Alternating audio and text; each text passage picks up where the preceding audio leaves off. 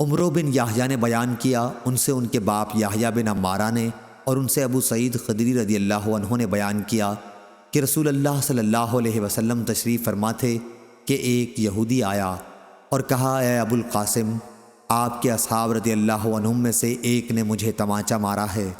آپ نے دریافت فرمایا، کس نے؟ اس نے کہا کہ ایک انصاری نے۔ آپ نے فرمایا کہ انہیں بلاؤ۔ وہ آئے تو آن حضرت صلی اللہ علیہ وسلم نے پوچھا، کیا تم نے اسے مارا ہے؟ انہوں نے کہا کہ میں نے اسے بازار میں یہ قسم کھاتے سنا، اس ذات کی قسم جس نے موسیٰ علیہ السلام کو تمام انسانوں پر بزرگی دی۔ میں نے کہا، او خبیث، کیا محمد صلی اللہ علیہ وسلم پر بھی؟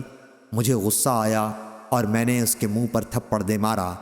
اس پر نبی کریم صلی اللہ علیہ وسلم نے فرمایا، دیکھو، انبیاء میں باہم ایک دوسرے پر اس طرح بزرگی نہ دیا کرو۔ لوگ قیامت میں بے ہوش ہو جائیں گے، اپنی قبر سے سب سے پہلے نکلنے والا میں ہی ہوں گا، لیکن میں دیکھوں گا کہ موسیٰ علیہ السلام عرش الہی کا پایا پکڑے ہوئے ہیں۔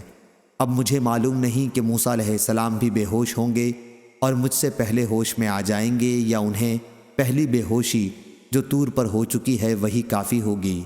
صحیح بخاری حدیث نمبر 2412۔